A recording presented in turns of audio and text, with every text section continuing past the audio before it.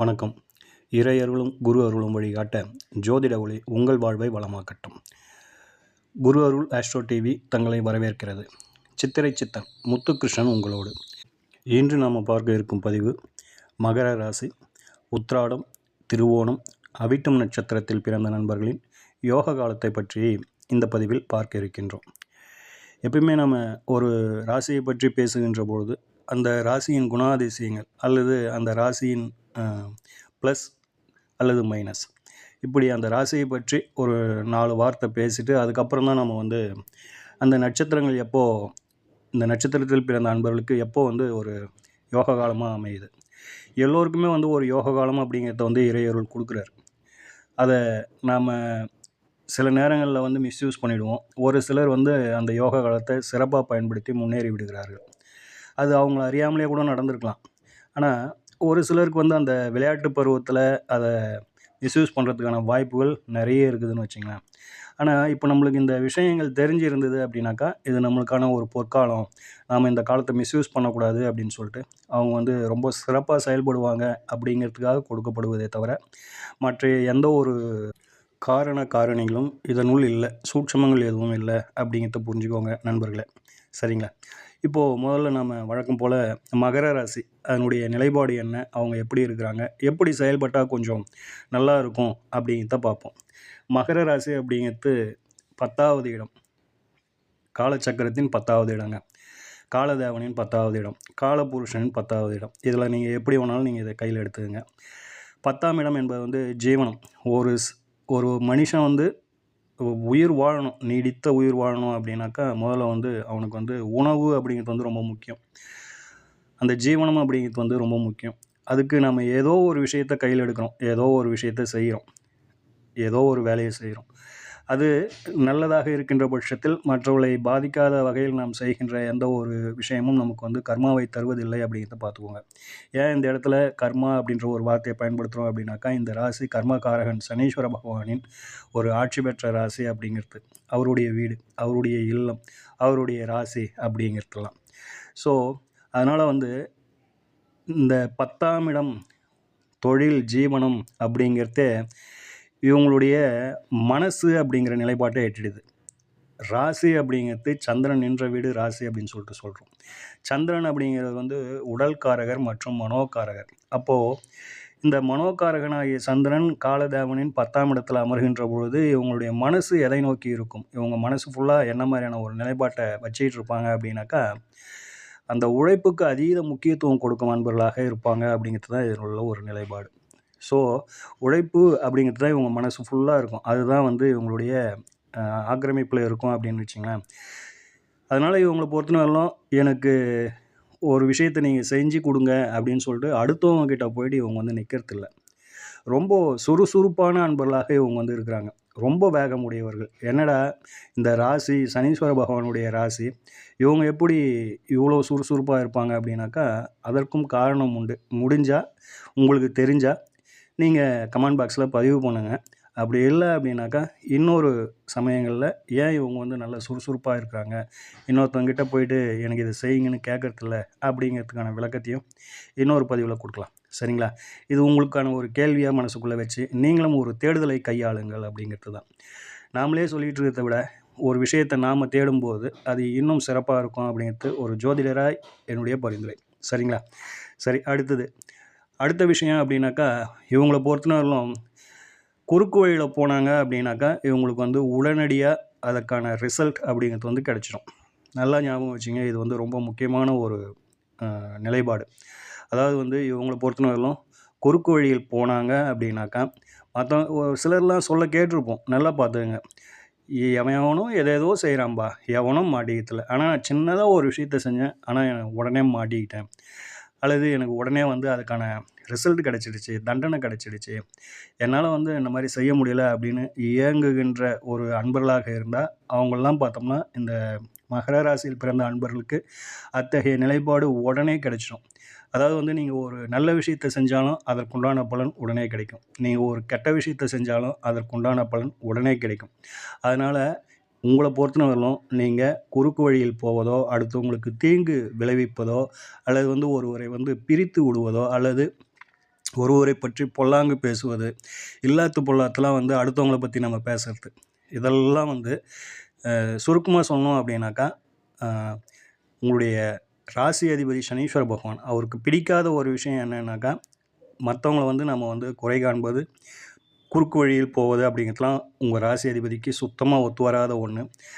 அவருடைய ராசியில் பிறந்த நீங்கள் அதெல்லாம் விட்டு விலகி செல்லுகின்ற பொழுது அதற்கான விஷயங்கள் அனைத்தும் உடனுக்குடனே கிடைச்சிடும் அப்படிங்கிறது தான் இதில் உள்ள நிதர்சனம், பார்த்துக்கோங்க. சரிங்களா? ஸோ அதனால் வந்து தவறான வழிகளிலோ குறுக்கு வழிகளிலோ நீங்கள் வந்து செயல்படாதீங்க அப்படிங்கிறது நம்மளுடைய அட்வைஸ். உங்களுக்கு ஒரு ஜோதிடராய் நம்மளுடைய அட்வைஸ் என்ன அப்படின்னாக்கா, குறுக்கு வழியில் போகாதீங்க, தீயவற்றை கையில் எடுக்காதீங்க, மனதளவில் கூட நினைத்து பார்க்காதீங்க அப்படிங்கிறது தான். அது இன்னும் சுருக்கமாக சொல்லணும் அப்படின்னாக்கா, சனீஸ்வர பகவானுக்கு பிடித்தது அப்படின்னாக்கா தான தர்மங்கள் செய்வது, நீதி நேர்மையுடன் செயல்படுவது, தன்னலமற்று பிறருக்கு உதவி செய்வது. இந்த வார்த்தை ரொம்ப முக்கியம். எதையும் பிறருக்கு எதிர்பார்த்து செய்யக்கூடாது அப்படிங்கிறது தான் அவருடைய முக்கியமான அம்சம். அந்த மாதிரியான ஒரு நிலைப்பாட்டில் நீங்கள் உங்களுடைய வாழ்க்கையை அமைத்து கொள்ளுங்கள் அப்படிங்கிறது நம்மளுடைய பரிந்துரை. அப்படி இல்லாத பட்சத்தில் உங்களுக்கு நீங்கள் இப்போது இன்றைக்கி செஞ்சீங்கன்னா நாளைக்கு ரிசல்ட் அப்படின்ற மாதிரியான ஒரு நிலைப்பாட்டில் பிறந்திருக்கிறீங்க அப்படிங்கிறத மறந்துடாதீங்க. சரிங்களா? ஸோ நல்லது கெட்டது எது செய்தாலும் உங்களுக்கு உடனடியாக பலன் கிடைக்கும் அப்படிங்கிறதுல திரும்பவும் அழுத்தமாக சொல்கிறோம். பொதுவாக 12ஆம் இடத்தில் கேது இருக்க பிறந்தவர்களுக்கு மோட்சம் கிடைக்கும் அப்படின்னு சொல்லிட்டு சொல்லுவாங்க. என்னை பொறுத்தவரையிலும் உங்களுக்கு அந்த வாய்ப்பு ரொம்ப அதிகம் அப்படிங்கிறதுல மாற்று கருத்து இல்லைங்க. மகர ராசியில் பிறந்த உங்களுக்கு மோட்சத்துக்கான வாய்ப்புகள் அதிகம் உண்டு. ஏன் அப்படி சொல்கிறோம் அப்படின்னாக்கா, நீங்கள் நல்லது செஞ்சால் உங்களுக்கு உடனே பலன் கிடைக்குது அப்படின்னும்போது நீங்கள் என்ன செய்யணும் அப்படின்னாக்கா, முடிந்த அளவுக்கு தான தர்மங்களை நீதி நேர்மையுடன் செய்து உங்களுக்கான இந்த பிறவியில் இருந்து விடுதலை பெறும் அந்த மோட்சத்தை பெறுவதற்கான தகுதிகள் அனைத்தும் இருக்குது அப்படின்றதுனால நல்ல விஷயங்களை கையில் எடுங்க, நல்லதை செய்யுங்கள், நாலு தான தர்மங்களை செய்யுங்க. இந்த மனித பிறவியிலிருந்து விடுதலை பெற்று மோட்சம் எனும் அடுத்த நிலையை அடையுங்கள் அப்படிங்கிறது நம்மளுடைய ஜோதிடராய் எனது ஒரு வழிகாட்டுதல் அப்படிங்கிறத பார்த்துக்கோங்க. இந்த ராசியில் பிறந்த அன்பர்கள் பெரும்பாலும் வந்து ஆசிரியர்களாக இருக்கிறாங்க. பெரும்பாலும் ஏதோ ஒரு வகையில் ஆசிரியர் அப்படின்னாக்கா ஸ்கூல் வாத்தியார் அப்படின்றது மட்டும் இல்லை, அல்லது கல்லூரி பேராசிரியர் அப்படிங்கிறது மட்டும் இல்லை. தனக்கு தெரிந்த வித்தைகளை கற்றுக் கொடுக்கும் அனைவருமே வந்து ஆசிரியர் தான். உதாரணமாக ஒரு இதுக்கு முன்னாடி வந்து லாரி ஓட்டுறவங்கலாம் பார்த்தீங்கன்னு வச்சிங்களேன், ஒரு கிளீனர் வச்சுருப்பாங்க. அந்த கிளீனருக்கு அவங்களுக்கு தெரிஞ்ச அந்த டிரைவிங்கில் இருந்து அந்த வண்டி எப்படி ரிப்பேர், எதனா ஒரு சின்ன ரிப்பேர் ஆச்சுன்னா எப்படி கையாளத்துலேருந்து அவங்க சொல்லிக் கொடுப்பாங்க. அப்போ அவர் வந்து வாத்தியார் கிடையாது. ஆனால் அவர் தனக்கு தெரிந்த வித்தையை இன்னொருத்தருக்கு கற்றுக் கொடுக்குறார். இப்படி பலர் ஆசிரியர்களாக இருக்கிறார்கள், பலர் ஜோதிட ஆசிரியர்களாக இருக்கிறார்கள், பலர் தனக்கு தெரிந்த வித்தைகளை கற்றுக் கொடுக்கும் அன்பர்களாக இருக்கிறார்கள். இது உதாரணத்துக்கு நான் வந்து ஒரு லாரி டிரைவரை சொன்னேன். ஒரு மேஸ்திரியை எடுத்துக்கலாம், அல்லது ஒரு கொத்தனாரை எடுத்துக்கலாம், அல்லது ஒரு சிற்பியை எடுத்துக்கலாம். இப்படி நீங்கள் எதை வேணாலும் எடுத்துக்கலாம். ஆனால் எந்த துறையில் இருந்தாலும் இவர்கள் மற்றவர்களுக்கு ஏதேனும் ஒரு வகையில் தனக்கு தெரிந்த வித்தைகளை நிச்சயமாக கற்றுக் கொடுக்கும் அன்பர்களாக இருக்கிறார்கள் என்பதில் 99% என்னுடைய ஆணித்தரமான ஒரு கருத்து. இந்த கருத்தை பற்றிய உங்களது புரிதல்களை நிச்சயமாக கமெண்ட் பாக்ஸில் பதிவேற்றம் செய்யுங்கள். சரிங்களா? இதில் இந்த சந்திரனுக்கு பலவீனப்பட்ட நிலையில் இருந்தாலும் அல்லது பாவர்களின் தொடர்பு இருந்தால் மட்டுமே அவங்களுடைய நிலைப்பாட்டில் ஒரு சின்ன வித்தியாசம் என்ன அப்படின்னாக்கா, எதனா ஒரு விஷயத்தை இவங்ககிட்ட கேட்டோம் அப்படின்னாக்கா உடனடியாக கொடுக்கறதில்ல, கொடுக்குறாங்க உடனடியாக கொடுக்கறதில்ல. அடுத்ததாக இன்னும் ஒரு சில அன்பர்கள் பார்த்தோம்னா, இது எனக்கானது, என்னால் என் பொருளில் யாரும் கை வைக்காதீங்க அப்படின்ற ஒரு நிலைப்பாட்டை ஏற்றுகிறார்கள். ஸோ இந்த நிலைப்பாடு வரணும் அப்படின்னாக்கா அங்கே சந்திரன் பலவீனப்பட்டு இருக்கணும் அப்படிங்கிறத பார்த்துக்கோங்க. மற்றபடி இது வந்து நல்லா உழைக்கக்கூடிய ராசிகளில் முக்கியமான ஒரு ராசி அன்பர்களே. சுறுசுறுப்பாக இயங்கக்கூடியவர்கள் முக்கியமானவர்கள், நல்லா உழைக்கிறாங்க, ஜென்ம கஷ்டப்படுறோம் அப்படின்னு சொல்லிட்டு சொல்கிறவங்கலாம் இவங்க தான். ஸோ நல்ல உடல் உழைப்பு அப்படிங்கிறது இதை வந்து நம்ம வந்து அந்த வகையில் நம்ம எடுத்துக்கொள்ளலாம். மோட்சத்திற்கு தகுதி உடையவர்கள், நல்லது கெட்டது எது செய்தாலும் உடனே அதற்குண்டான பலனை பெறுபவர்கள் இந்த ராசிக்காரர்கள் அப்படிங்கிறத சுருக்கமாக மனசில் வச்சுக்கிங்க. இப்போது இவங்களுக்கான யோக காலத்தை பார்ப்போம்.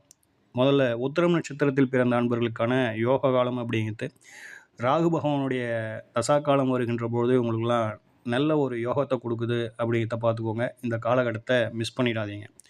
அடுத்ததாக மகர ராசி திருவோணம் நட்சத்திரத்தில் பிறந்த அன்பர்களுக்கான யோக காலம் அப்படிங்கிறது குரு பகவானுடைய தசா காலங்கள் சிறந்த யோகத்தை செய்கிறது அப்படிங்கிற மாதிரியான ஒரு நிலைப்பாடு. அடுத்ததாக மகர ராசி அவிட்டம் நட்சத்திரத்தில் பிறந்த அன்பர்களுக்கான யோக காலம் அப்படிங்கிறது சனீஸ்வர பகவானின் தசா காலங்கள் மிகச்சிறந்த யோகத்தை செய்யுது அப்படிங்கிறத பார்த்துக்கோங்க. நண்பர்களே, இப்போ நம்ம சொன்ன இந்த விஷயங்களை உங்களில் பலர் கடந்து இருக்கலாம். அப்படி கடந்து இருக்கிறீங்க அப்படின்னாக்கா நம்ம சொன்ன இந்த காலகட்டங்கள் உங்களுக்கு எப்படி இருந்தது அப்படிங்கிறத கொஞ்சம் விளக்கம் கொடுங்க. அல்லது உங்களுக்கு தெரிந்த அன்பர்கள், உங்களுக்கு தெரிந்த நண்பர்கள் அல்லது உங்களுடைய குழந்தைகள், உற்றார் உறவினர்கள் அப்படின்னு சொல்லிட்டு யாராச்சும் ரொம்ப இதுக்கு முன்னாடியிலேருந்து ரொம்ப கஷ்டமாக இருக்குங்க, எனக்கு ஒரு நல்ல காலமே பிறக்காதான்னு கேட்குறவங்க, இந்த மாதிரி தசா காலங்கள் வருதான்னு பாருங்கள்.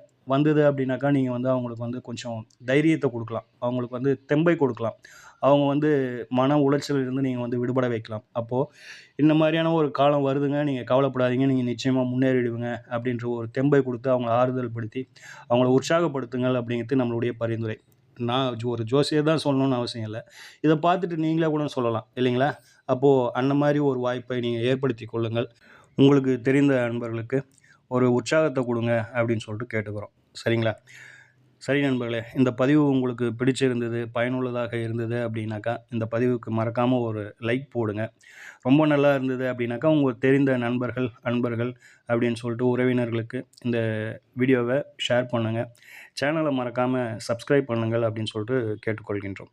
ஓம் ஸ்ரீ ராஜகணபதி ஐயா அவர்களின் அருளோடும், ஓம் ஸ்ரீ லோபாமுத்திரை சமேத ஸ்ரீ அகத்தியர் ஐயா அவர்களின் ஆசியோடும் அனைவருக்கும் வாழ்வில் நலமும் வளமும் கிடைக்கப் பெற்று ஆனந்தமும் மகிழ்ச்சியும் என்றென்றும் நிலைத்திருக்கட்டும். வாழ்க வளமுடன், வாழ்க பல்லாண்டு. நன்றிகள், வணக்கம்.